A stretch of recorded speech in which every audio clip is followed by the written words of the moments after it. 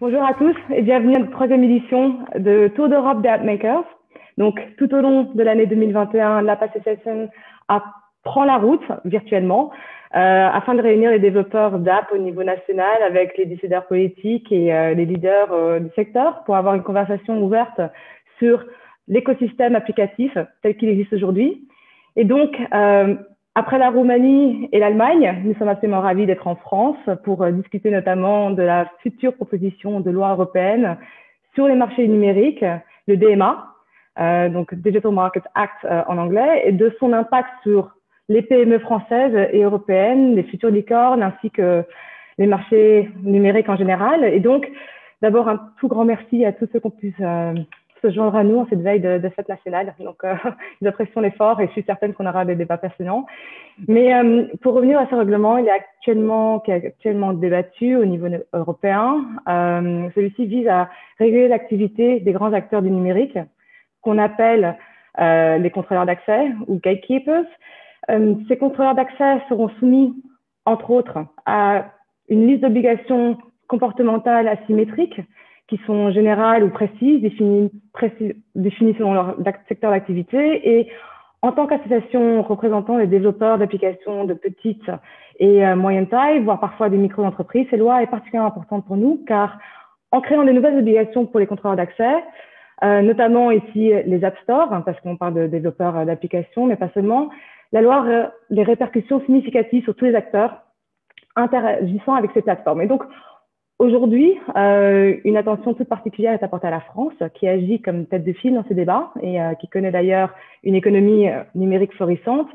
Et la France aura aussi un rôle décisif, car elle prendra la tête de la présidence du Conseil de l'Union européenne dès 2022. Et donc, mènera peut-être à terme la négociation de ces règlements. Donc, pour en discuter avec nous, nous sommes ravis d'avoir avec nous des experts ainsi que des députés travaillant directement sur ces lois. Monsieur Gauzy et Monsieur Botorel, pour l'instant, ont un peu de retard, donc ils se joindront à nous juste après. Mais je peux déjà accueillir, donc je remercie Madame Yvonne Billon, directrice économie et marché numérique de l'ARCEP. Merci d'avoir accepté de participer à notre événement aujourd'hui. Madame Yvonne Billon pourra nous apporter son expertise en matière de régulation asymétrique et ex-ante du secteur de télécom et sur la vision de l'ARCEP en matière de règlement des marchés numériques. Nous avons aussi parmi nous Stanislas de Wavrin, fondateur et PDG de Bibi, un studio de développement français de jeux mobiles dont le jeu Frag a connu un succès absolument retentissant et a conquis de plus de, si je ne me trompe pas, Stan, 50 millions de joueurs, plus, voilà. Donc, voilà, oh, pas mal. Stan pourra partager avec nous sa grande expérience, longue expérience dans le secteur et d'ailleurs de son évolution. Et enfin, et non pas les moindres, Olivier Fréget, avocat spécialisé en droit de la concurrence en Europe et d'ailleurs en dehors aussi de ses frontières, expert dans les nouvelles technologies de l'information et télécom, fondateur du cabinet Fréget Glazé, je pense, et associé, membre du think tank de Renaissance numérique. Olivier, notamment représenté les nouveaux entrants sur le marché. Donc, merci à tous d'être là. Et avant de donner le coup d'envoi à la discussion, on va peut-être à un moment donné accueillir donc Monsieur Gauzy et Monsieur Botorel qui vont se joindre à nous un peu plus tard. Mais par contre, je vais peut-être donner directement la parole à Stanislas pour peut-être présenter l'écosystème applicatif. Je pense qu'une partie de la rhétorique autour du DMA regroupe tous les développeurs comme s'ils avaient les mêmes objectifs et les mêmes modèles économiques. Stan, vous êtes développeur, vous avez créé une entreprise et vous avez plus de 20 ans d'expérience dans le secteur. Est-ce que vous pouvez nous éclairer un peu sur cet écosystème applicatif, notamment son évolution, ainsi que les différents problèmes auxquels vous faites face? Oui, merci beaucoup Morgane, et puis merci beaucoup de m'avoir invité pour pouvoir témoigner. Comme on a un petit peu parlé avant, moi je ne suis pas du tout un expert de la loi et c'est assez rare, je pense que les développeurs d'app en fait participent déjà à ce genre de débat, ou soient même au courant en fait de la rédaction des nouvelles lois qui sont mises en place. La chose que je peux vous apporter dans ce débat principalement, en fait, c'est tout simplement 20 années d'expérience en fait au contact de grandes plateformes de distribution, que ce soit celles d'aujourd'hui, mais également celles qu'on avait il y a 10 ans, qui étaient déjà en train de contrôler en fait la distribution des apps. Ce qu'il faut savoir, c'est que dans notre réalité de terrain, on est souvent très impacté en fait par que ce soit les lois qui sont dictées à un niveau national ou international, ou les lois qui sont elles-mêmes dictées par les plateformes. Et en gros, nous, in fine, on passe notre temps à appliquer ces différents règlements. Et c'est quelque chose qui, évidemment, nous coûte de l'argent, modifie notre façon de travailler et parfois aussi crée des déséquilibres en termes de concurrence avec, par exemple, d'autres développeurs, d'autres nations, d'autres pays ou d'autres plateformes qui sont pas forcément ni en Europe ni aux États-Unis. Pour nous, ce qui est extrêmement important, je vais peut-être d'abord vous présenter Obibi. C'est une entreprise que j'ai fondée il y a 10 ans. J'ai été auparavant, à partir des années 2000, j'ai travaillé pour une entreprise qui s'appelait Gameloft, qui a été un des fleurons de l'industrie française du jeu vidéo, qui employait à peu près 6000 personnes. J'étais vice-président de la création. Donc, j'ai travaillé depuis les années 2000 avec les distributeurs de jeux. Et à peu près vers 2011-2012, j'ai fondé Obibi. On est à peu près environ 50 personnes actuellement. Et notre jeu le plus téléchargé doit s'approcher bientôt des 100 millions de téléchargements et il s'appelle Frag. Rarement, en fait, j'entends très souvent dans les médias, comment dire, on a un rapport très conflictuel et très antagoniste avec ces grandes entreprises en fait, de tech qui sont représentées par Google, Apple ou Facebook. Moi, ce que je peux aussi témoigner, c'est apporter de manière un peu plus nuancée en fait, certaines choses parce que pour la plupart des développeurs, lorsque ces géants se sont révélés, en fait, ils l'ont fait en améliorant les conditions commerciales pour leurs partenaires, notamment pour les développeurs. On est passé à une époque où, en gros, les opérateurs téléphoniques prenaient 70% des revenus. On est passé à un système en fait, où on ne prenait que 30% de nos revenus. Il y a beaucoup de choses qui ont été très positives pour nous, notamment aussi au niveau de la capacité d'accès au marché. Maintenant, aujourd'hui, on peut distribuer une app dans pratiquement tous les pays du monde, à l'exception de pays qui ont des règles de protection qui ne permettent pas d'y accéder. Mais de manière générale, en fait, le boom, même la création de la boîte dans laquelle je travaille aujourd'hui, n'aurait sans doute pas été aussi simple si le marché n'avait pas été tel qu'il est aujourd'hui, c'est-à-dire très accessible, très ouvert. Il y a des choses qui ne sont pas parfaites à plein de niveaux et on aura l'occasion de discuter un peu plus tard. Mais je trouve qu'on n'a pas assez souvent en fait, un écho un peu plus positif en fait, de la contribution de ces grosses sociétés sur les développeurs en fait, du jeu ou d'applications et qui sont vraiment extrêmement variées et extrêmement diverses. Merci beaucoup, Stan. Monsieur Botorel, nous sommes ravis que vous ayez pu nous rejoindre. Donc, je vais directement commencer avec vous. Donc, déjà, je suis très heureux de vous compter parmi nous.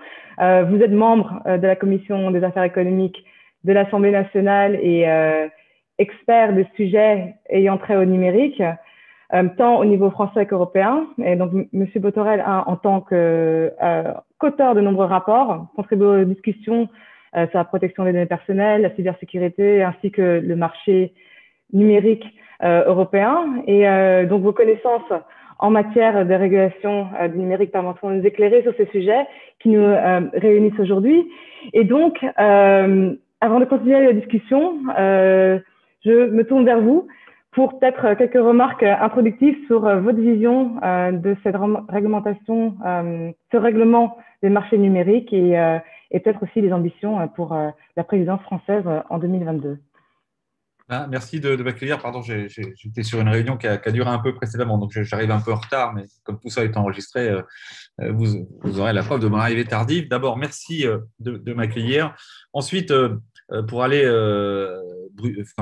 directement sur la question que vous me posez, il n'aura échappé à personne que dans le cadre de la construction européenne, qui est lente, qui est longue, le sujet du numérique occupe pas mal des réflexions et en vérité, ce n'est pas le premier texte sur les sujets du numérique. Il y a déjà eu beaucoup de dispositions, que ce soit des directives ou des règlements, autour de ces sujets, sur le Cyber Security Act, sur le Free Flow of Data, sur un certain nombre de choses. Bref, l'Europe essaye de construire son Digital Single Market et que, au travers de cette volonté de construire un espace européen du marché numérique ou du marché qui met en œuvre les outils du numérique, eh bien, l'Europe, finalement, transforme ce qui est une faiblesse en une chance, c'est-à-dire la faiblesse de l'antériorité de ces institutions, la faiblesse de l'antériorité de ces réglementations, pour construire, à partir de quelque chose d'assez neuf, finalement, des dispositions qui soient de nature à permettre, finalement, l'émergence d'un écosystème numérique respectant un certain nombre de critères qui font la distinction, finalement, du continent européen versus l'ADN américain ou versus l'ADN asiatique. Et je mets dans l'ADN asiatique finalement des sensibilités différentes suivant qu'on soit de la Chine continentale ou d'ailleurs. Donc voilà, il y a une forme de légitimité à se saisir de ces sujets, qui sont des sujets très contemporains, très récents, et pour lesquels il faut des adaptations de droit. Je me félicite que ce soit plutôt l'Europe qui le fasse, parce qu'il n'y aura rien de pire de porter une ambition de continent finalement européen et de laisser à chaque pays le soin de légiférer dans son coin sur les enjeux que sont ceux des services, du market, etc., etc. Et donc, à la suite d'un certain nombre de textes tout à fait fondateurs et qui font aujourd'hui référence, je pense au RGPD par exemple, c'est celui que nous avons tous en tête, qui est un texte sur les plateformes avec le DMA et qui est un texte sur les Services Act par ailleurs. Mais écoutez, ça vient compléter un dispositif de nature, encore une fois, à être accueillant pour le business, et en même temps soucieux que la concurrence, c'est une doctrine quand même extrêmement importante en Europe de concurrence libre et non faussée, et bien que cette concurrence libre et non faussée puisse s'exercer quand bien même l'application de ce droit, après que certains occupent des positions dont on peut juger qu'elles sont dominantes et qui se traduisent parfois avec des appellations de type gatekeeper, par exemple, et qu'il nous faut qualifier. L'objectif étant de bannir et de punir personne, mais l'objectif étant de permettre et de stimuler le marché pour que chacun puisse y trouver sa place. Voilà comment peut-être je peux dire les choses. La position française là-dedans, bien évidemment, est très favorable. Elle est volontairement volontariste, pour me répéter, et puis elle est volontariste avec sa sensibilité et son expertise, parce que je pense que la France a aussi une expertise autour des enjeux du numérique, puisqu'elle n'avait pas attendu sur l'Europe pour traiter d'un certain nombre de sujets et qu'elle a déjà eu l'occasion de débattre en son sein, auprès de sa représentation nationale, d'un certain nombre de sujets qui font l'actualité sur les crypto-monnaies, sur le hate speech, etc. Donc, on va dire qu'il y a une petite expertise, mais en tout cas, une expérience acquise au travers des débats qui sont les reflets de ce qui traverse notre pays. Et je mets de côté les sujets, je mets de côté, évidemment que quand je les mets de côté, je parle d'eux, les sujets économiques, de ceux de la numérisation d'entreprise, avec les pure players du numérique, avec ceux qui sont de plus en plus nombreux à recourir au numérique pour développer leur activité. Et donc, c'est normal que la France, par l'intermédiaire de ses parlementaires, porte une voix, parfois prenne l'initiative, parfois adapte. Mais je vous le dis d'emblée, je ne suis pas un fan pour que chacun des pays finalement détricote une ambition européenne pour pouvoir le porter dans chacun de ces pays avec une forme de souveraineté dont on ne sait plus où finalement s'arrête le périmètre, parce que ce serait nuisible à cette volonté d'avoir quelque chose qui soit harmonieux au niveau européen. Je suis d'une circonscription qui est très agricole. Si on avait traité l'agriculture comme on a traité le numérique, je pense que les agriculteurs se porteraient mieux. Parce qu'effectivement, il y a cette ambition d'avoir quelque chose d'harmonieux. Eh bien, il faut viser ces objectifs. Il est ambitieux, il est compliqué parce qu'à chaque fois qu'on cherche l'harmonie, ça veut dire la recherche du consensus et du compromis. Et que parfois, il y a des petites distorsions entre, si on est au nord de l'Europe, on aura probablement une lecture un peu différente que si on est latin. Mais c'est la magie et c'est en même temps le souhait d'un Européen convaincu que je suis, tout en étant très attaché à mon pays, que d'essayer de faire en sorte que nous puissions avoir quelque chose de cohérent et de solide. Voilà ce que je peux dire à ce stade. Un grand merci, effectivement. Je pense qu'avoir quelque chose harmonisé est très important souvent, notamment pour les PME. Monsieur Gauzy nous a rejoint. Je vous remercie énormément. Donc, je me tourne vers vous. Vous êtes membre, on va parler plus de côté européen maintenant, parce que vous êtes à Bruxelles, vous êtes membre de la commission marché intérieur, IMCO, au Parlement européen. Donc, merci d'avoir accepté de vous joindre à nous. Vous êtes également rapporteur pour avis sur la proposition de règlement européen sur la gouvernance européenne des données et contribué à l'élaboration du Digital Markets Act, donc du DMA, au sein de la commission IMCO, compétente au fond sur ce dossier législatif absolument crucial. Donc, je me tourne vers vous. On sait que le DMA se concentre sur les plus grandes entreprises du numérique. Ce texte aura un impact évident sur tous les acteurs dans le numérique, y compris les plus petits, notamment dû à l'interdépendance des écosystèmes. Donc, quel est votre point de vue sur l'impact DMA sur les PME, l'innovation? Et est-ce qu'aujourd'hui, on adopte la bonne approche, selon vous, pour permettre aux différentes entreprises en France et en Europe de grandir? Merci. D'abord, merci, excusez-moi, mais moi aussi, j'ai terminé l'événement précédent un peu plus tard que prévu. Merci pour l'invitation et ravi de retrouver Eric Botorel. On a désormais une consuétude, encore visio-consuétude, cher Eric, mais ça viendra le jour où ça sera de présentiel, pour débattre de ce qui est très présent, mais pas présentiel, à savoir l'économie numérique et les innovations dont on discute au niveau européen. Moi, je porte un jugement largement positif de la proposition de la Commission européenne sur le Digital Market Act, sur la législation sur le nouveau marché numérique. C'est une législation qui reprend en bonne partie les orientations qu'on avait indiquées avant que la Commission élabore sa proposition en tant que Parlement européen. Et il est clair que je crois que disons, l'approche avec une réglementation exemptée pour un nombre réduit et des larges plateformes systémiques est la bonne approche. Il est clair qu'on peut essayer d'introduire, et c'est un peu les débats que nous sommes en train de faire au Parlement européen, des critères aussi qualitatifs à côté des critères quantitatifs. Il y a maintenant des critères quantitatifs bien déterminés que vous connaissez au niveau des volumes d'affaires, d'usagers, etc. On peut essayer aussi d'introduire des critères un peu plus qualitatifs pour avoir à la fois la flexibilité de l'analyse et nous adapter mieux et étudier mieux les business models de certaines plateformes. Et l'approche quantitative ne fait pas émerger les différences dans les modèles de business des différentes plateformes, et avoir bien clair les modèles de business, ça nous permet aussi de voir si ces modèles garantissent le pluralisme, garantissent les petites et moyennes entreprises, garantissent les startups, garantissent l'émergence des nouveaux acteurs dans l'espace numérique européen, qui est après tout un de nos objectifs. Eric le disait très bien, il n'y a aucune intention de sanctionner qui que ce soit. Il y a la nécessité, d'un côté, d'assurer un meilleur fonctionnement du marché tel qu'il est et surtout de favoriser le développement du marché. Et le développement du marché européen, c'est le but fondamental que nous sommes en train de poursuivre avec le Digital Market Act. Je crois aussi que pour ce qui concerne les PME, tout ce qui est prévu et que nous pouvons améliorer, renforcer sur ce qui est les dialogues avec les parties prenantes, ce qu'on appelle un peu les dialogues pour la réglementation, pour une smart regulation, pour une réglementation intelligente qui est prévue et qui implique évidemment tout l'écosystème qui tourne autour et des grands acteurs systémiques. Je crois que ça aussi, ça va dans la bonne direction. Et je crois aussi que, surtout pour les grandes plateformes online, les plateformes systémiques, c'est important d'indiquer une liste de ce qu'il faut faire, de ce qu'il ne faut pas faire. Liste, disons, des bases. Et évidemment, ceci n'empêche pas que dans l'évaluation au cas par cas, on puisse demander d'autres obligations ou d'autres mesures suivant, je répète, les modèles des business.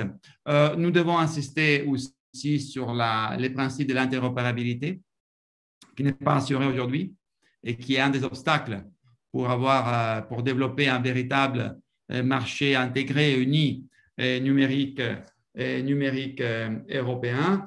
Et donc, il faut assurer que les nouvelles règles que nous sommes en train d'élaborer assurent au maximum l'entrée des nouveaux acteurs dans les marchés européens. C'est encore une fois, là aussi, je répète, c'est une question de pluralisme et c'est une question de pluralisme qui, d'après moi, va tout d'abord dans l'intérêt des innovateurs, des startups et des petites et moyennes entreprises. Et je crois qu'il y a un autre aspect qui est très important de mettre en exergue, c'est finalement la nécessité de renforcer la confiance des consommateurs, qui aujourd'hui est assez entamée de l'expérience Covid. Il y a eu des abus, il y a eu des fraudes, il y a des modes de fonctionnement qui empêchent, notamment pour ce qui concerne les e-commerce, il y a des modèles de fonctionnement qui empêchent finalement, disons, d'avoir un accès pluriel aux différents services offerts par les différentes plateformes et, disons, de s'attaquer à ces aspects ne va pas seulement dans l'intérêt d'un meilleur fonctionnement du marché, va aussi dans l'intérêt d'une meilleure protection des consommateurs et d'un renforcement des pouvoirs d'achat, des pouvoirs de choisir des consommateurs. Et ceci aussi, je crois, que sont des éléments très importants dans cette phase. Il est clair que ce n'est pas facile d'avoir une législation qui soit en mesure de suivre l'évolution technologique, mais je crois qu'avec ce nouvel instrument des marchés intérieurs et à la lumière aussi de l'expérience accumulée, longue expérience accumulée par la Commission dans le domaine de la concurrence, sont en train de nous donner des instruments qui peuvent nous permettre d'atteindre nos objectifs. Merci beaucoup. Donc, vous avez déjà abordé quelques points qui sont particulièrement intéressants, notamment la confiance, rétablir la confiance des consommateurs, aussi avoir plus de dialogue réglementaire. Donc, ça, on va certainement en parler un peu plus par la suite. Maintenant, peut-être pour continuer la discussion sur cette approche par rapport au DMA, peut-être je vais me tourner vers Monsieur Frézet. Donc, je pense que vous avez peut-être une vision un peu différente. Donc, déjà de un, est-ce que on a la bonne approche? On sait que le DMA adopte une approche réglementaire, ex ante. Selon vous, comment, à des cadres juridiques différents, c'est-à-dire ex ante dans le DMA contre ex post avec le droit de la concurrence, comment peuvent-ils interagir de manière efficace? Bonjour, merci de cette invitation. Je pense effectivement que je vais avoir un propos un peu discordant. Par ailleurs, je me méfie toujours du terme globalement positif, notamment dans ce pays. Il rappelle toujours à des débats politiques d'un autre âge.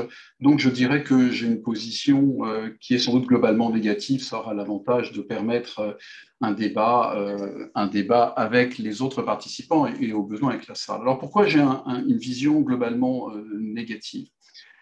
C'est la première raison, c'est celle que vous énoncez. C'est le choix qui a été fait de construire une réglementation ex ante au prétexte, en réalité, d'une insuffisance supposée du droit de la concurrence à traiter ces questions. Alors vous me direz, c'est peut-être là un débat de techniciens que se dire vaut mieux traiter en droit de la concurrence, tout ça, c'est des normes, et je ne sais pas si pour Stanislas, la distinction ne me semblera pas un peu abstrait. En fait, c'est assez fondamental en termes d'approche. Pourquoi il y a une différence entre le ex ante et le ex post? Le ex post, parfois d'ailleurs, est en fait une mise en œuvre en continu en fonction des problèmes qui se posent. Donc, le ex post et le droit de la concurrence, ça signifie que vous faites une analyse très précise, économiquement fondée, contradictoire, de la problématique qui est portée par quelqu'un qui investit pour dire j'ai un problème qui doit pouvoir se qualifier au regard d'une norme existante. Et à partir de ce diagnostic, vous pouvez élaborer une réponse et vérifier si la personne qui est mise en cause a ou non dépassé un standard acceptable qu'elle pouvait anticiper au moment où la mise en œuvre. Et donc, vous êtes dans la tradition même d'une réglementation mesurée et proportionnée, qui, je pense, est aussi sûrement que l'excès réglementaire une marque de l'Europe. Nous sommes quand même dans le pays, dans le continent qui a inventé la séparation des pouvoirs et la mise en cause des normes au risque d'un arbitraire trop fort lorsqu'elles étaient édictées par les États. Donc, lorsque vous faites de l'ex-ante, vous déclarez a priori que quelque chose, de manière homogène,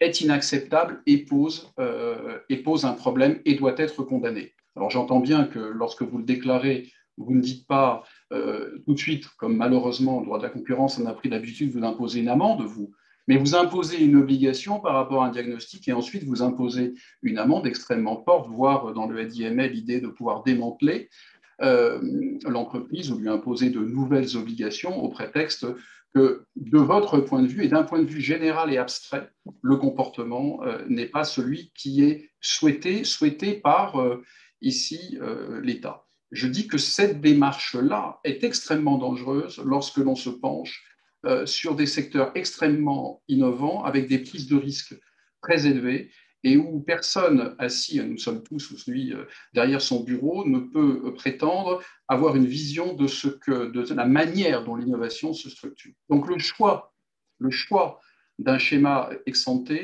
est en soi, à mon avis, une erreur pour traiter de problèmes qui tiennent à l'innovation.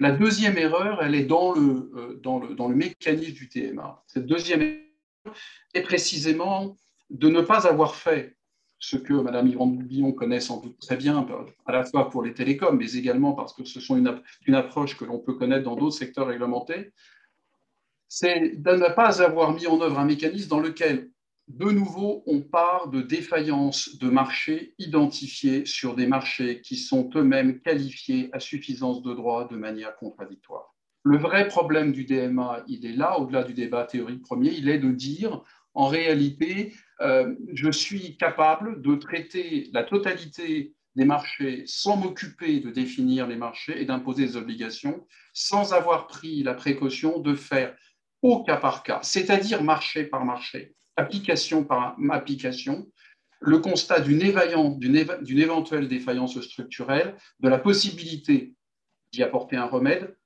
Il existe des situations, désolé pour les deux représentants des législateurs, qui ne peuvent pas supporter, ne sont pas résolvables par une règle de droit, et ensuite on détermine le remède. Ça, c'est la logique du télécom. C'est une logique ex-ante, mais c'est une logique ex-ante qui vient se greffer sur une approche concurrentielle. Ces deux éléments, d'abord la greffe sur la logique concurrentielle en réemployant les mêmes concepts que ceux du droit de la concurrence, et non pas en inventant des nouveaux. Et d'autre part, le fait qu'aucune obligation n'est imposée, sauf à avoir vérifié au cas de l'application qu'il y a un problème effectif au regard de l'innovation, de l'intérêt des consommateurs, des intérêts qu'on entend protéger par la loi, eh bien, ce deuxième schéma-là, c'est la deuxième erreur, je dirais le deuxième péché congénital du DMA. Donc, en fait, le DMA, c'est tout simplement la réglementation pour la réglementation, en confiant des pouvoirs considérables à la Commission européenne, des pouvoirs bien supérieurs à tous ceux qu'elle a pu avoir dans le passé, même sur des marchés extraordinairement compliqués à déréguler, comme ceux des télécoms, puisque lorsqu'elle était dans les télécoms, la Commission n'agissait pas en tant que quasi-législateur, puisque ce règlement, on sait, il vient directement de chez elle, il est transmis au Parlement européen, et je vois que le Parlement européen, ou du moins une partie, donne une large approbation à ce texte, et demain, elle instruira la violation, elle aura le pouvoir d'augmenter les obligations et elle prononcera les sanctions. L'ensemble de ces mécanismes, et je le dis très clairement, même un défi à nos valeurs constitutionnelles. Alors certes, ça ne s'applique que dans le domaine économique, et si on s'en apercevrait sans doute plus si l'on en parlait dans un domaine qui touche aux libertés individuelles, mais c'est exactement la même chose. Donc on a une logique de réglementation a priori qui fait l'économie du constat de défaillance de marché, qui confie les pouvoirs et des pouvoirs considérables à une seule institution, sans aucun des respects des règles constitutionnelles fondamentales qui constituent l'histoire même de l'Europe, y compris l'histoire de l'Union européenne. Et je dis pour ces deux raisons, c'est pour ça que je fais un constat globalement négatif de ce qui me semble être un coup un coup de force qui aura, et on pourra en discuter, probablement des effets délétères sur l'innovation et la localisation des startups. Je crois qu'avec un texte comme celui-ci, nous aurons de plus en plus de startups qui chercheront d'abord à se faire financer aux States plutôt qu'à se faire financer en Europe et qui auront peur de ne pas pouvoir se faire racheter, le cas échéant, en Europe et qui donc préféreront aller se localiser en dehors, parce que l'économie numérique, c'est aussi cela, une très grande facilité de localiser ses ressources. Voilà pourquoi moi j'ai une vision assez négative. Il fallait bien qu'il y ait quelqu'un qui joue le rôle de poil à gratter, sinon cette conférence aurait été d'un unanimisme désespérant. Merci beaucoup. En tout cas, je pense que ça apporte une toute autre perspective et que effectivement, c'est important d'en débattre. Mais d'ailleurs, donc on a parlé des télécoms.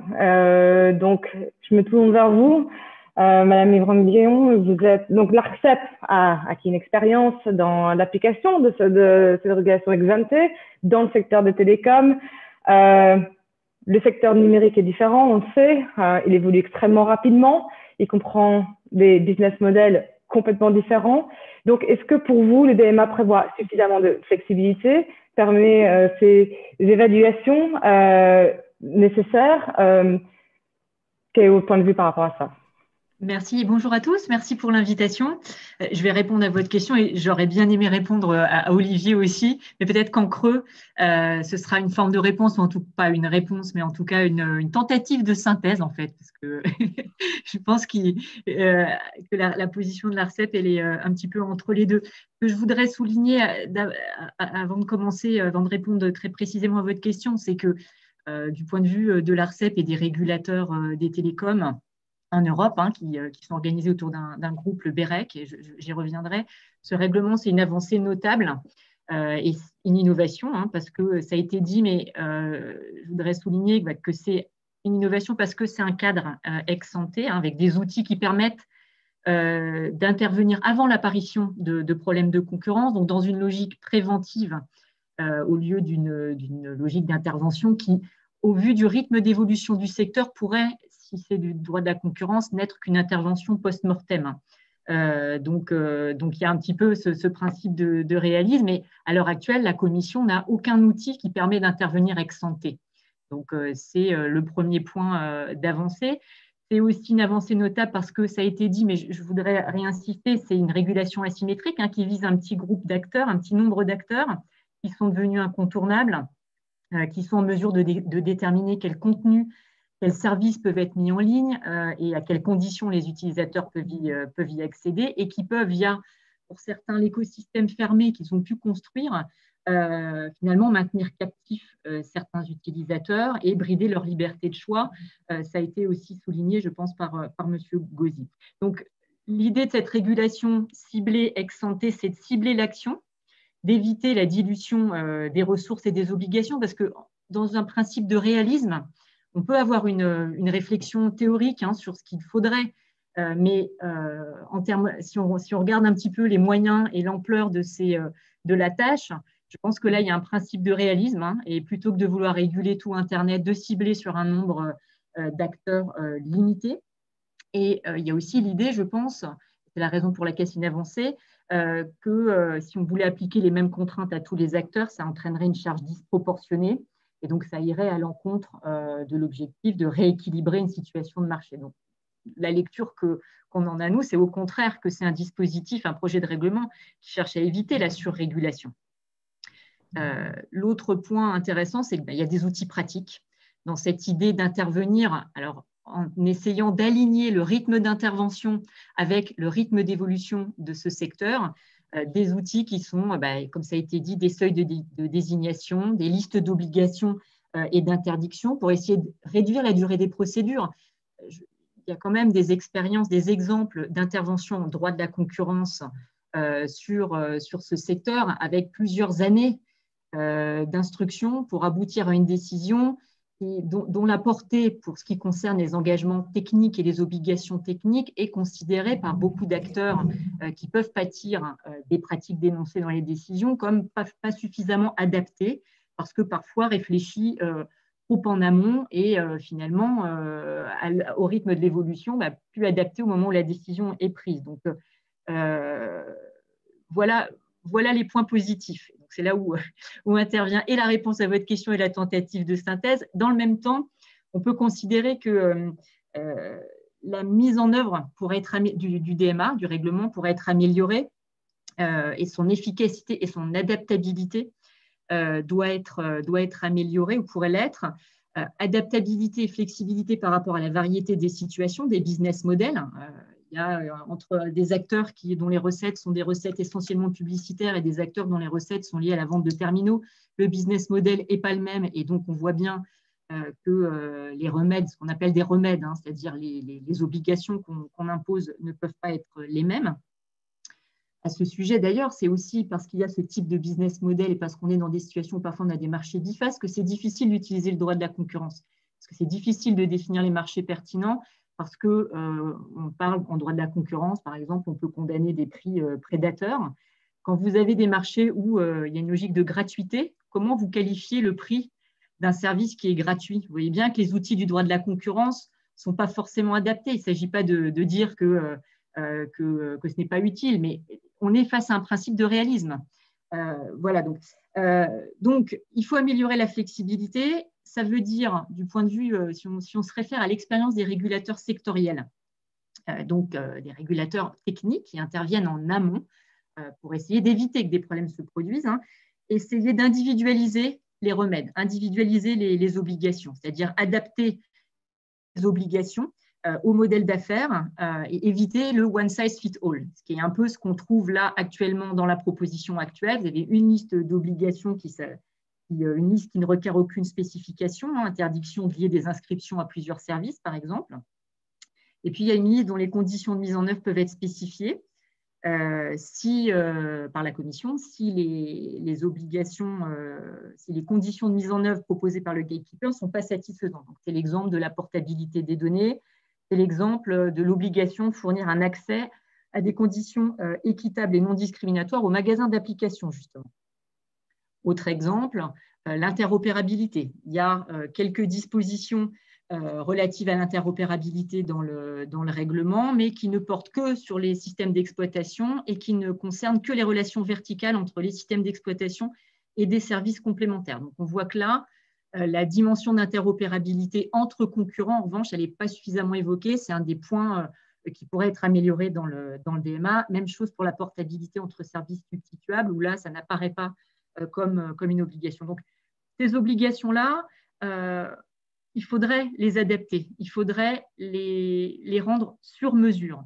Et c'est là où on peut trouver un compromis entre les qualités attribuées et les compliments adressés à ce règlement et la critique qui peut lui être faite. C'est qu'il y a un bon support et on pourrait compléter avec des mécanismes qu'on appelle de remèdes sur mesure pour faire du cas par cas, pour avoir une approche chirurgicale des obligations en fonction du modèle, en fonction du modèle d'affaires, en fonction des pratiques et des services en question. Là, la forme rigide de certaines des obligations les rend plus aisées à contourner si le régulateur n'est pas en mesure d'appréhender de façon proactive la manière dont les gatekeepers vont s'y conformer.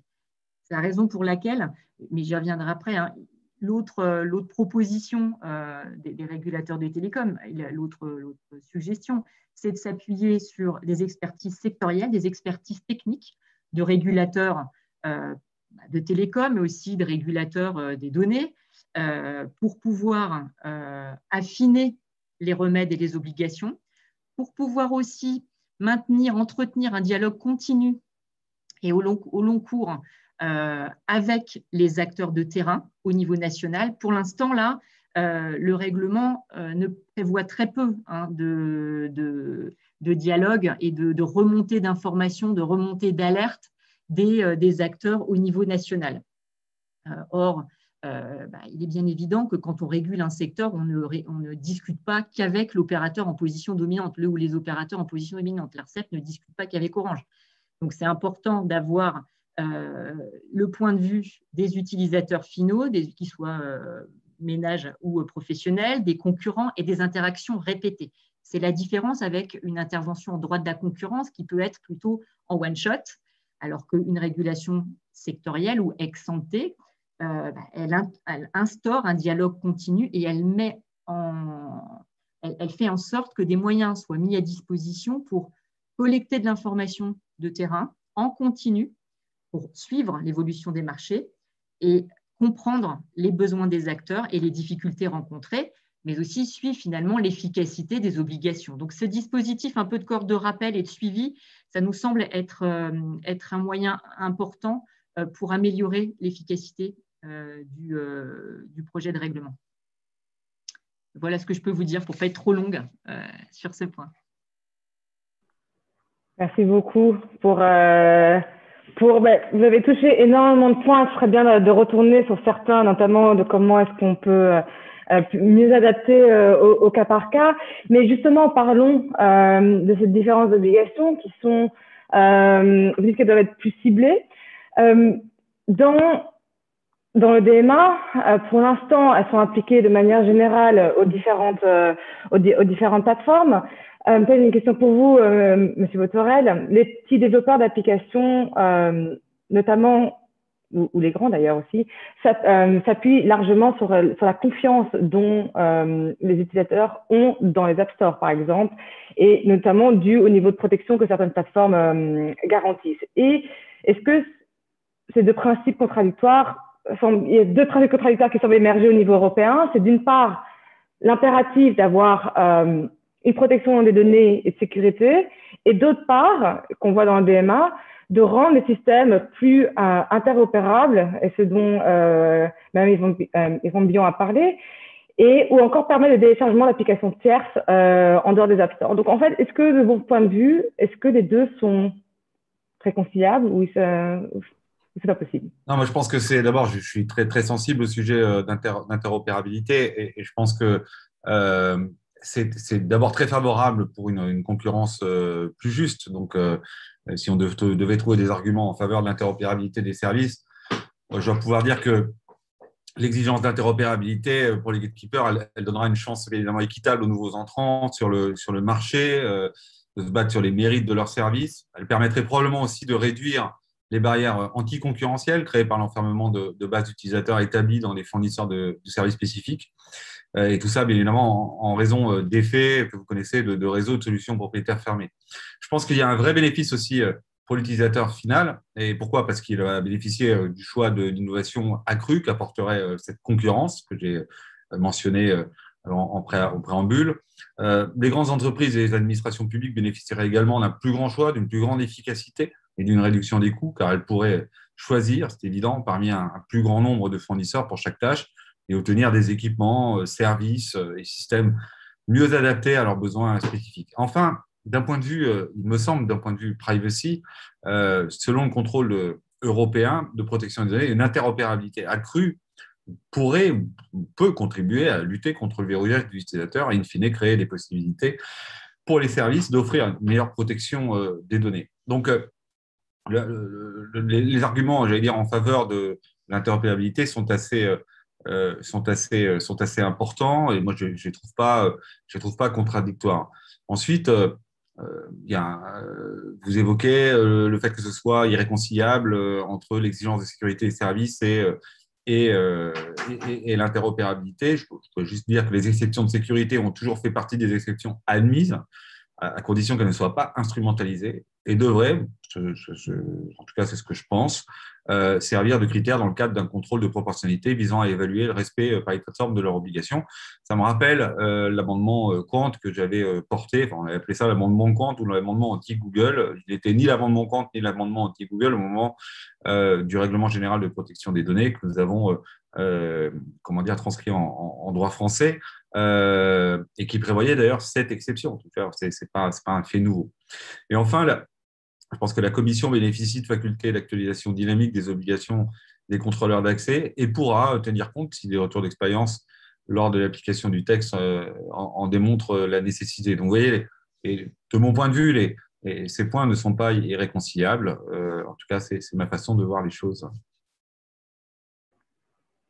Merci beaucoup. Du coup, je vais me tourner vers Tan parce que Vous êtes la personne qui va implémenter tout ça au quotidien. Donc, par rapport peut-être à cette question des obligations précises, donc le DMA recommande également, donc on en a parlé, par exemple, que tous les appareils permettent l'installation d'App Store tiers, notamment aussi des applications. Est-ce que le fait d'avoir plusieurs App Store ou pouvoir permettre le téléchargement d'apps en dehors des App Store, est-ce que on en parle beaucoup en ce moment, vous voyez les écosystèmes, et je voulais savoir exactement en quoi est-ce que ce serait utile, nuisible, ou qu'est-ce que ça apporterait pour votre entreprise?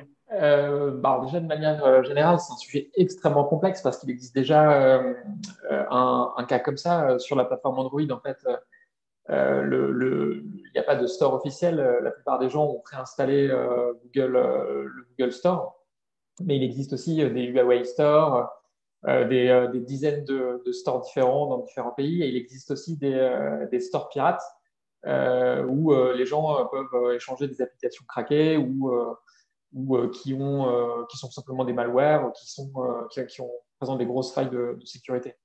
Aujourd'hui, j'imagine qu'il y a, enfin, l'ouverture des App Store, en fait, ça concernerait principalement Apple et l'iOS. Mais on peut aussi se poser la question de qu'est-ce qui va se passer sur les consoles de Nintendo, par exemple, ou de PlayStation, ou de Microsoft, qui ont également des stores et qui sont en situation, exactement la même situation que Apple. Ils construisent un device, ils ont un store dessus et ils distribuent leurs applications par là. Il faut savoir que rien qu'en parlant de ces trois modèles, il y a des modèles économiques qui sont complètement différents. Nintendo, Microsoft ou Sony ne sont pas exactement dans la même situation qu'Apple. Microsoft vend à perte quasiment ses consoles et ensuite se rattrape sur justement la distribution de logiciels. Apple, c'est pas comme ça que ça marche. Donc, s'il y a une seule règle qui s'applique à tous ces opérateurs, je pense que ce sera un petit peu… Enfin, je veux dire, il y aura forcément des conséquences qui ne seront pas prévues et qui, je ne sais pas si ce sera dans l'intérêt direct en fait des consommateurs ou des développeurs. Ce qui revient très souvent, en tout cas nous qui travaillons avec Android et qui a ces différents stores, c'est qu'en réalité ensuite ces stores ils ne sont pas adoptés non plus par la totalité des utilisateurs. Ça reste des fractions d'utilisateurs parce que tout simplement la confiance n'est pas très grande dans ces stores. Et que sur Android, on a des cas de piraterie, de malware, de spyware qui sont bien plus élevés que sur iOS. Et nous, à notre connaissance, en fait, on sait que nos chiffres Android ont toujours des problèmes parce qu'on a toujours des pirates dessus, alors que sur des plateformes plus sécurisées, que ce soit Apple ou les jeux consoles, c'est des phénomènes qui n'existent quasiment pas, ou en tout cas vraiment de manière vraiment marginale. Ensuite, si c'était le cas, tout simplement, ça permettrait éventuellement d'avoir une concurrence au niveau des tarifications de plateformes. Et encore qu'aujourd'hui, les tarifications entre ces différentes plateformes ne sont pas très différentes, alors qu'il existe déjà potentiellement une concurrence entre elles. Donc, on ne sait pas exactement quel serait l'impact média et si… je ne sais pas si c'est une solution miracle à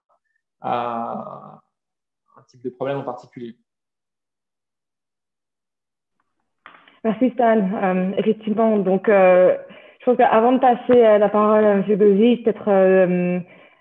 Froget, vous vouliez réagir par rapport à ce qui a été dit par les autres intervenants. Je voulais réagir sur la question, parce que là elle est précise et Stanislas l'a parfaitement illustré, de l'interopérabilité. Ce que j'ai entendu là, pour moi, me semble soutenu l'idée que l'interopérabilité serait toujours répartie et partout de la part d'un opérateur correspondant à un gatekeeper, une solution qui serait favorable à l'innovation et aux consommateurs, une position qui économiquement n'est pas établie et qui était d'ailleurs jusqu'à récemment démentie par l'autorité de concurrence dans son rapport sur la concurrence entre écosystèmes fermés et ouverts. Donc voilà l'exemple d'une obligation dont je comprends que M. Botorel c'est toujours fait le promoteur et auquel je ne suis pas d'ailleurs par nature opposé. Je veux dire, il y a des cas dans lesquels l'interopérabilité, on l'a vu dans les télécoms, est une condition nécessaire de la création des marchés. La difficulté, c'est que la preuve de cette nécessité dépend énormément des conditions de température et de pression, donc de marché en réalité. C'est ce que vous indique ici un développeur, Stanislas. Il dit l'interopérabilité peut-être, mais on n'est pas du tout certain en soi que cette obligation d'interopérabilité soit favorable. Elle a des coûts, l'interopérabilité. Ne nous trompons pas. Elle a des coûts. Il faut développer. Ça n'est pas simplement des normes à écrire. Il faut souvent construire des passerelles. C'est souvent aussi potentiellement un frein à l'innovation technique. C'est l'une des raisons pour lesquelles l'interopérabilité dans les télécoms est une interopérabilité de bas niveau et est une interopérabilité qui s'effectue essentiellement au niveau des infrastructures. Lorsqu'elle se pose au niveau des services, elle pose des problèmes économiques et technologiques qui sont énormes. Je ne dis pas que l'interopérabilité ne peut pas être une solution. Dès 1984, le droit de la concurrence l'imposait s'agissant des systèmes 370. Donc, on sait que l'interopérabilité peut être une condition dans certaines. Mais de là à en faire une règle générale, c'est pour moi l'illustration même de l'erreur que constitue ce règlement. Et ça me permettra, et je rends la parole, de répondre à la remarque de Annie Brandebillon sur le fait que le droit de la concurrence aurait montré ses insuffisances. Ce qui est certain, c'est que le commissaire Almunia, en ne traitant pas l'affaire Google avec la diligence que l'on saurait attendre d'une administration, a effectivement porté au droit de la concurrence un tort considérable. Maintenant, pour pouvoir analyser correctement une situation, on est capable en droit de la concurrence de la traiter en 12 à 18 mois, et je mets au défi n'importe quelle autorité réglementaire sur un problème complexe, nouveau, y compris celui comme l'interopérabilité, d'arriver à une position économiquement fondée, technologiquement possible, ayant recueilli les avis des parties prenantes dans un délai qui serait inférieur. Donc en fait, ici, il y a un grand fantasme de la rapidité réglementaire, du fait que le monde numérique, oui, le monde numérique va vite parce que les gens qui prennent des risques vont plus vite que ceux qui n'en prennent pas, et nécessairement, ils se mettent toujours à la limite de ce que la régulation permet. Mais de là à inventer une régulation qui prétendrait, comme une sorte de super principe de précaution économique, appréhender toutes les évolutions technologiques pour en décider a priori, ce à quoi revient le DMA, je dis nous sommes en train de faire une régression considérable par rapport au dynamisme de l'économie de marché. Donc non, l'interopérabilité peut être une solution, l'imposer comme une solution générale, ce que effectivement le règlement, le DMA prétend pour certains acteurs, est à mon avis une erreur considérable de perspective et qui n'est pas en réalité assis sur des travaux économiques qui sont suffisamment sérieux, qui existent tout simplement. Voilà, et je coupe mon micro. Merci beaucoup. Alors, Monsieur Gauzy, donc en entendant tout ça, vous avez parlé auparavant le fait d'avoir plus de dialogue réglementaire. Est-ce que c'est absolument nécessaire pour permettre justement de s'assurer qu'il n'y ait pas de conséquences sur les autres marchés?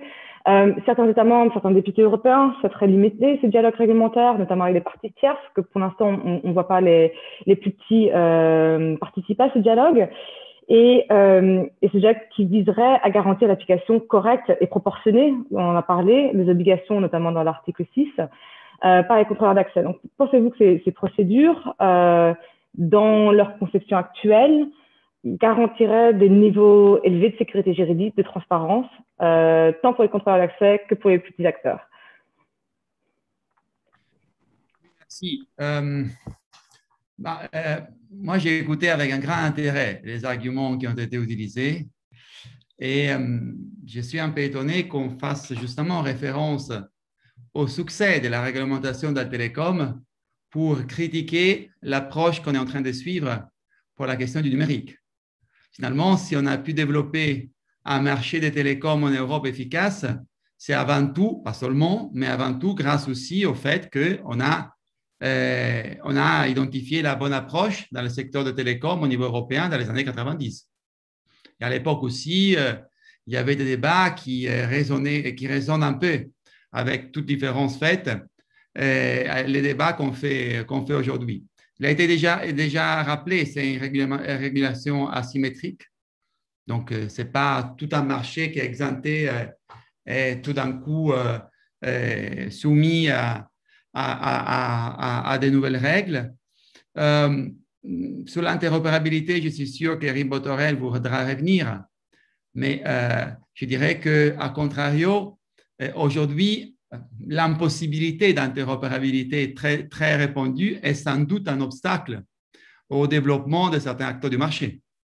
Donc là aussi, et après, il faut ne pas être dogmatique, je suis d'accord, il ne faut pas être non plus idéologique, si je peux utiliser ce terme. Il faudra des moments où on va mettre en œuvre cette, disons, principe de l'interopérabilité, de clarifier, de spécifier, et d'avoir un véritable dialogue avec les plateformes systémiques sur comment mettre en œuvre disons, cet objectif d'interopérabilité. C'est ça un peu l'esprit, me semble, de la réglementation. Sur les dialogues à ouvrir à des parties tierces, je suis tout à fait d'accord. Je crois qu'il y a un travail à faire pour améliorer cet aspect. D'ailleurs, on est en train de présenter des amendements qui vont exactement dans la direction que Morgan Taylor a indiqué dans sa question. Donc oui, on est en train de travailler pour aller dans cette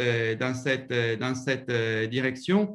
Ce n'est pas, moi, il ne semblait pas, bon, je suis plus à la Commission européenne, je fais mon travail des parlementaires européens. Moi, ça ne me semblait pas une approche abstraite, mais c'est une approche, celle qu'on propose avec les DMA, fondée sur une expérience, fondée sur des blocages du marché, fondée sur le fait qu'il y a des pratiques des business qui ne sont pas justes, fondée sur le fait qu'il y a des termes et des conditions injustes pour les innovateurs, les startups qui bloquent leur développement, fondée sur le fait que les gatekeepers ont tout à fait les opportunités pour offrir de nouveaux services.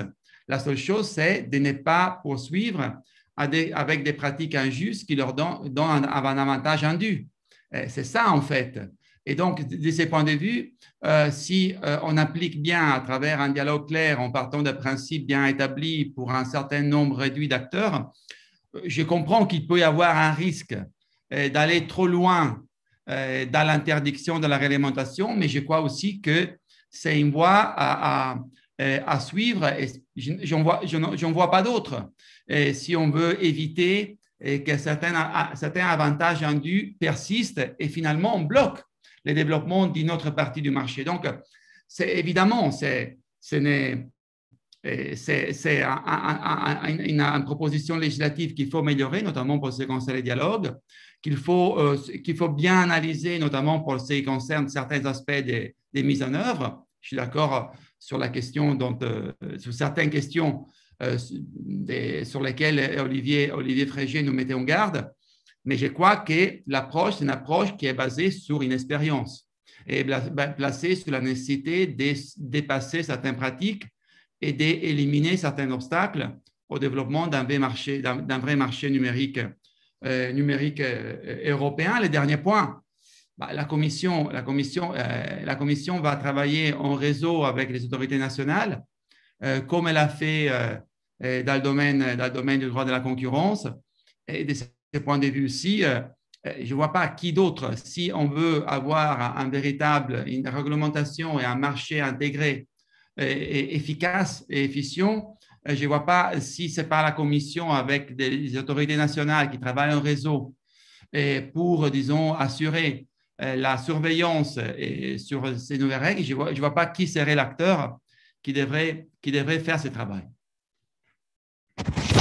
Ouais, moi, je veux bien, puisque Sandro, merci, tu disais que j'allais peut-être compléter. Je veux bien revenir sur le sujet de l'interopérabilité. Je suis prêt à comprendre le cheminement de pensée d'Olivier et les arguments qu'il avance. Enfin, je n'ai pas de sujet là-dessus. Mais soyons, comment dire, les entreprises aujourd'hui qui ont une position dominante sur le marché, incontestablement, elles ne doivent pas leur succès au fait qu'elles ne soient pas interopérables.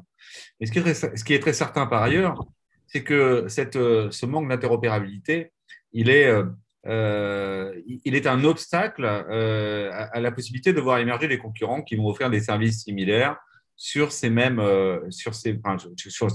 services.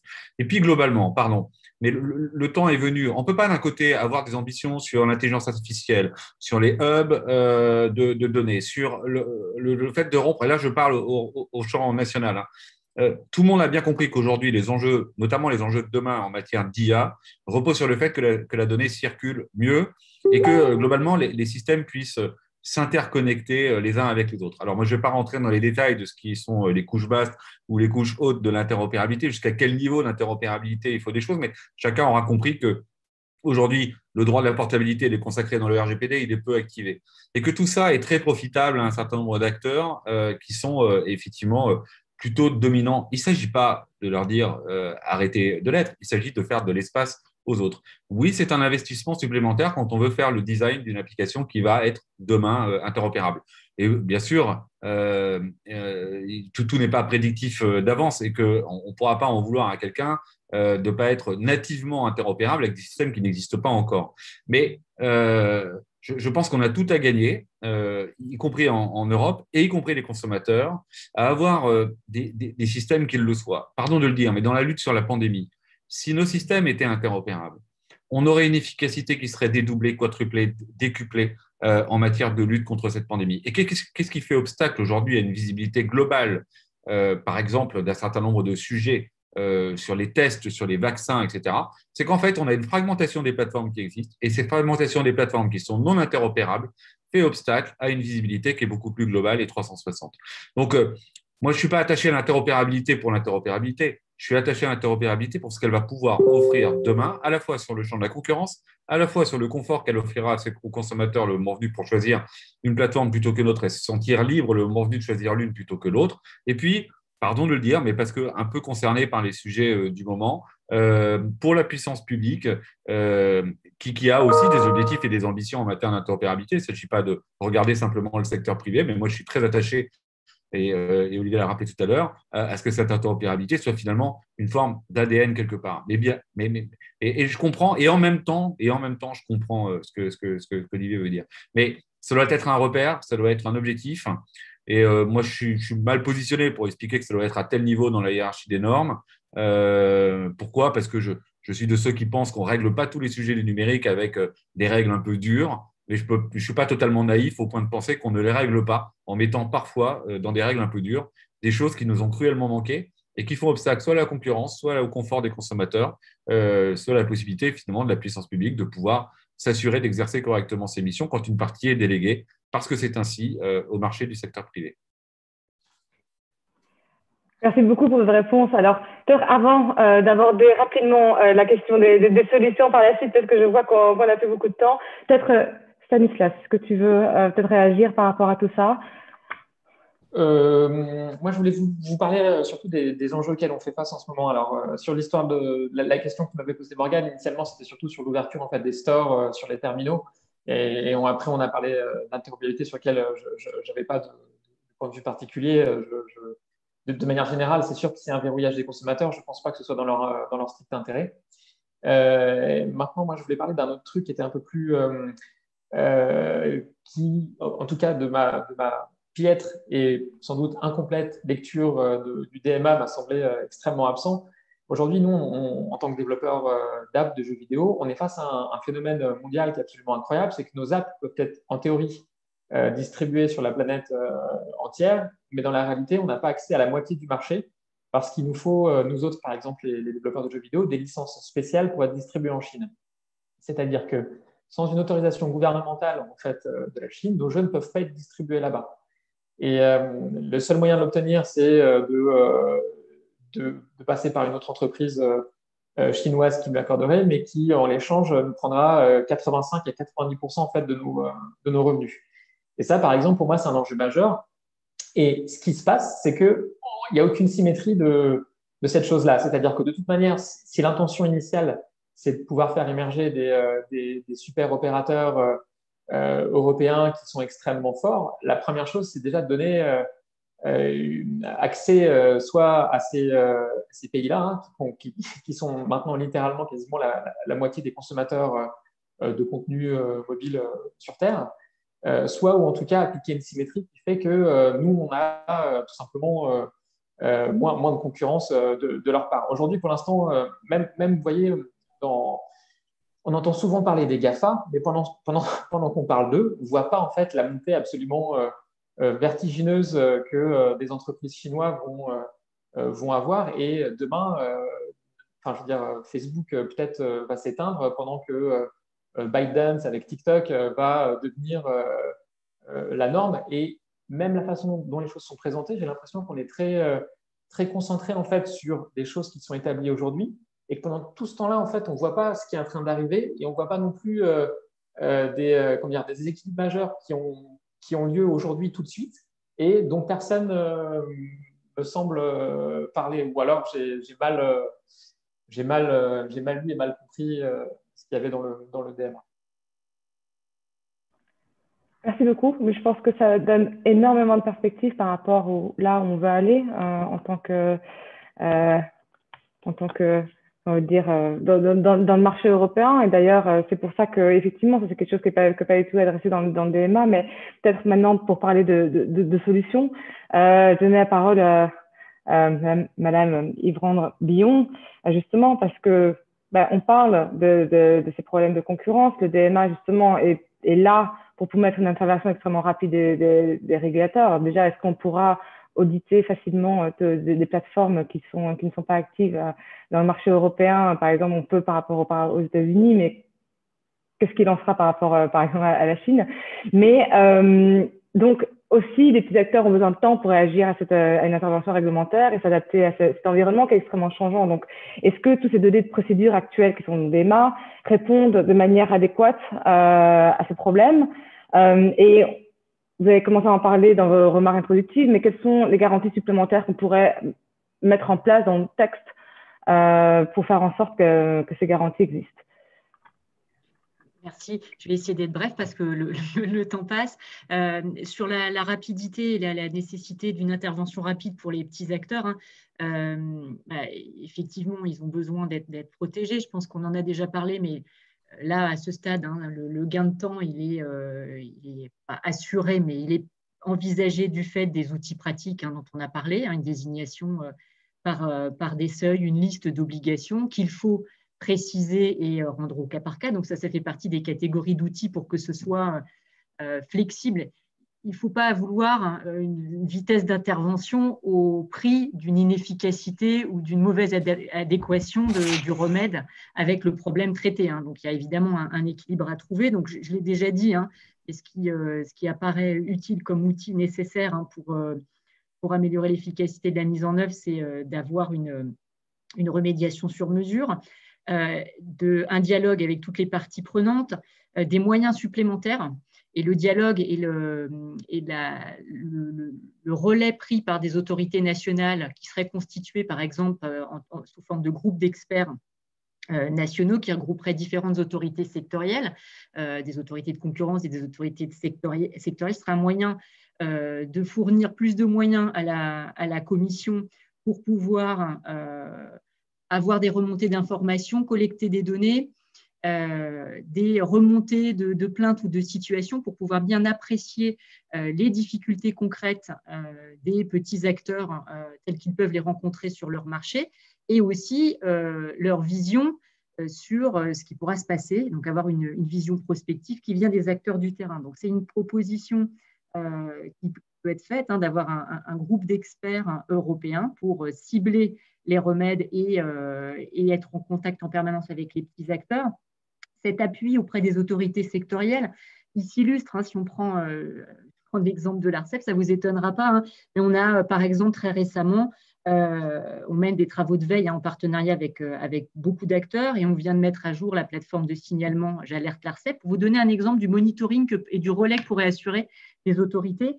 Et dans cette mise à jour, il est maintenant possible aux développeurs d'applications de signaler des difficultés, des problèmes relatifs à des outils, des services, des problèmes qu'ils rencontrent avec des fabricants, des systèmes d'exploitation, des moteurs de recherche, via cette application, donc les signaler aux régulateurs pour pouvoir remonter des cas concrets et permettre d'accroître la connaissance du régulateur, cette connaissance pouvant par la suite, dans la logique que j'expliquais dans la proposition que je développais, pouvoir alimenter la commission dans l'instruction et l'analyse de l'efficacité des remèdes qu'elle mettrait en place. Voilà ce que je peux vous dire. Merci beaucoup. Donc, vu qu'on a très peu de temps qui nous reste, je vais me tourner vers les autres pour peut-être un mot de la fin. Monsieur Botorel, donc nos membres ont l'ambition de se développer, de devenir les futurs champions européens. Comment est-ce qu'on fait pour ne pas quelles solutions on peut mettre en place pour pas décourager les investisseurs et la croissance des futures licornes françaises, européennes et d'avoir un marché qui fonctionne? Écoutez, je serais tenté de dire qu'on devrait pouvoir continuer sur la même trajectoire. Je ne veux pas être très long parce qu'effectivement, il reste peu de temps et on a tous et toutes d'autres obligations à suivre. Mais notons que la France reste pour la deuxième année consécutive le pays le plus attractif d'Europe. Alors, c'est dommage pour les autres pays d'Europe, mais dans la compétition qui est la nôtre, on se situe plutôt à bon niveau. Donc, je veux dire, les écosystèmes ne sont pas juste les réglementations européennes. Il y a aussi ce que chacun des pays fait pour être attractif. Je pense qu'il faut avoir, et c'est le cas du DMA, hein, je pense qu'il y a une hiérarchie des choses. Enfin, je veux dire, je vois beaucoup de choses et beaucoup d'appréhension sur des principes qui ne seront pas applicables à la plupart des entreprises. Enfin, pardon de le dire, mais compte tenu des règles telles qu'elles existent aujourd'hui, évidemment, les discussions vont se poursuivre, mais compte tenu des seuils qui sont aujourd'hui concernés, très honnêtement, il y a peu d'entreprises, pour ne pas dire aucune entreprise qui est concernée par le sujet. Donc, ne soyez pas découragés quand vous commencez votre aventure entrepreneuriale, parce qu'avant d'atteindre le seuil qui vous fera concerner par un certain nombre d'obligations, eh bien, il va se passer du temps. Et puis, les choses vont s'adapter. Vous savez, moi, j'ai entendu ces mêmes discours au moment du RGPD. Je vais être très clair. Et il y avait des craintes qui étaient légitimes, et notamment pour les petites structures. Et c'était compliqué pour elles parce qu'elles n'avaient pas le DPO, parce que ceci, parce que cela. Quelques mois après, moi, je suis passé dans les entreprises. J'ai été les voir les unes derrière les autres, multisecteurs, pour essayer d'avoir une compréhension de là où ils en étaient. D'abord, de la part du législateur, mais surtout de la part des autorités avec qui on avait délégué un certain nombre de contrôles. Il y a eu une forme d'adaptation et de souplesse dans les choses. Et je pense que ce qui caractérise l'Europe aussi, et c'est d'ailleurs peut-être pour ça que parfois on nous le reproche, c'est que ça met du temps à prendre des décisions et parfois quand elles sont applicables, on demande aux autorités un peu de souplesse. Moi, je suis très attaché au fait qu'il puisse y avoir de la souplesse sur l'interprétation et sur les principes qui sont ceux qui seront mis en œuvre. C'est pas toujours favorable aux ambitions qu'on porte quand on est législateur et parfois on s'achète même des problèmes avec des éléments qui sont trop principiels et qui font qu'il peut y avoir, à l'issue même de l'adoption de ces textes, des disparités au sein même du marché européen. Je ne reviens pas sur la conservation des données bancaires et la façon dont la CNIL luxembourgeoise, finalement, les traite de manière un peu différenciée de la CNIL française. Mais on le voit bien, on a des principes, on a des choses qui sont en cours et c'est pour ça que je suis plutôt confiant. Voilà, je veux rester sur une note extrêmement positive et la France, bien évidemment, s'inscrira dans cette logique d'une Europe qui construit le cadre dans lequel elle pense que le numérique peut s'épanouir au service de l'humain, parce que c'est bien ça qui compte. Et puis, prenons le dernier fait qui est le nôtre, celui d'un combat qu'on a mené sur la taxation des sociétés du numérique, et notamment ce qui était la cible de la lutte contre les optimisations fiscales, et parfois ça pouvait même devenir de l'évasion fiscale, mais les mots ont un sens, on va parler de l'optimisation fiscale. C'est un combat que l'Europe a voulu porter, la France était en première ligne. Je crois qu'on montre la voie de l'OCDE qui était un peu en retard sur le sujet et qui avait toujours pris date sans jamais finalement tenir les rendez-vous. Tout le monde se satisfera de cette avancée parce qu'on ne peut pas rester dans l'état où des compétiteurs finalement bénéficient d'un avantage concurrentiel au travers de la fiscalité par rapport à d'autres acteurs qui ne sont pas des pure players du numérique, mais qui demain seront de toute façon des acteurs aussi du numérique. Merci beaucoup. Alors, je vais me tourner vers M. Fréget et ensuite on finira par M. Gauzy. Donc, peut-être un rapide mot de la fin. Comment est-ce qu'on peut améliorer DMA pour éviter de nuire à l'innovation? Il est là, j'ai envie de dire. Comment est-ce qu'on peut comment est-ce qu'on peut l'améliorer? Je pense que je vais reprendre au mot M. Gauzy. La meilleure manière d'améliorer le DMA, c'est précisément de revenir à l'intuition qui a permis de construire la réglementation des télécoms. Et donc, ce texte s'écarte intégralement, c'est-à-dire non pas de raisonner en édictant des règles abstraites et homogène et uniforme avec des critères arbitraires comme ceux de la taille, qui était pas très loin en réalité de la première version de la réglementation télécom dans les années 90, et c'est de prévoir une procédure extrêmement décentralisée avec à chaque fois des études de marché pour s'assurer de défaillances structurelles, s'assurer que le problème ne peut pas être résolu par le droit de la concurrence, voir si un remède peut être proportionné, et le cas échéant, complété par un des outils qui a été un des plus puissants du droit des télécoms, j'en sais quelque chose pour en avoir été un des acteurs, les règlements différents, qui est un mécanisme qui permet de régler de manière extrêmement précise des problèmes concrets, pragmatiques, comme ceux que peut rencontrer un développeur d'application. Oui, si le DMA s'était inscrit dans la lignée de la réglementation des télécoms au lieu de la jeter par-dessus bord et n'en garder que ce qui permet l'augmentation du pouvoir réglementaire, probablement nous pourrions en faire un outil qui soit utile pour l'ouverture des marchés. Puisqu'on n'a pas fait ce choix-là, aujourd'hui, et votre discours à tous les deux en tant que législateurs est très marquant, vous parlez de indu, vous tombez dans une logique qui est une logique de la morale et non pas pour moi de l'efficacité réglementaire et juridique. Donc le DMA, c'est possible de le réformer à la condition précisément de revenir aux bases qui ont pure celle du droit des télécoms et de son articulation par rapport au droit de la concurrence. Ce texte s'en écarte radicalement. Et c'est ça qui me semble le principal problème. Morgane, je n'irai pas plus loin parce que je sais que déjà j'ai beaucoup abusé de mon temps de parole. Merci. Le mot de la fin, Monsieur Gauzy. Ah non, aucun moralisme, mais aucune naïveté. Nous savons bien quels sont les abus en ce moment dans le marché. Nous avons une longue expérience et maintenant nous entamons cette voie pour intervenir, pour l'améliorer.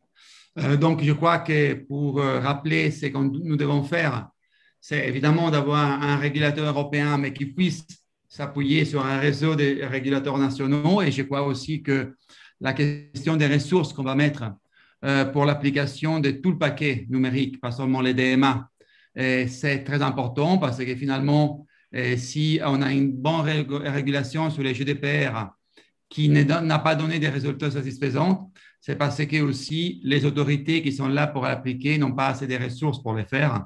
Et ceci a créé des différences dans le niveau d'application qui, d'après moi, ne sont pas satisfaisantes. Il faut instaurer un dialogue réglementaire qui soit limité dans le temps avec toutes les parties prenantes et qu'il faut prendre en compte les particularités des business models. Donc, il n'y a pas seulement des critères quantitatifs. Là, je suis d'accord qu'il faut travailler plus sur des aspects, disons, des critères qualitatifs.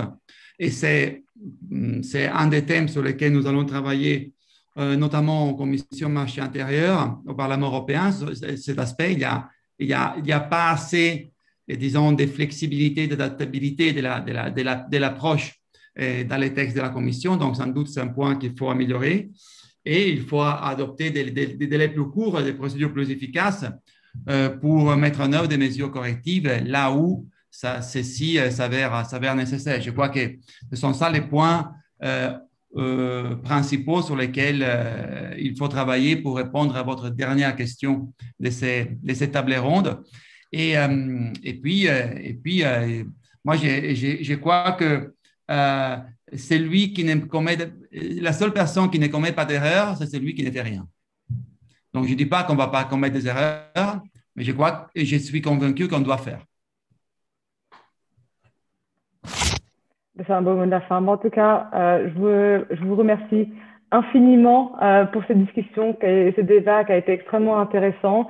Il y a de nombreuses pistes de réflexion. Je pense qu'il y a des points de vue qui sont complètement différents.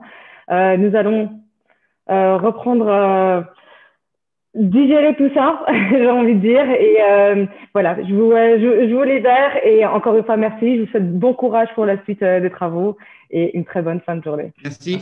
Au revoir. Merci. Au revoir.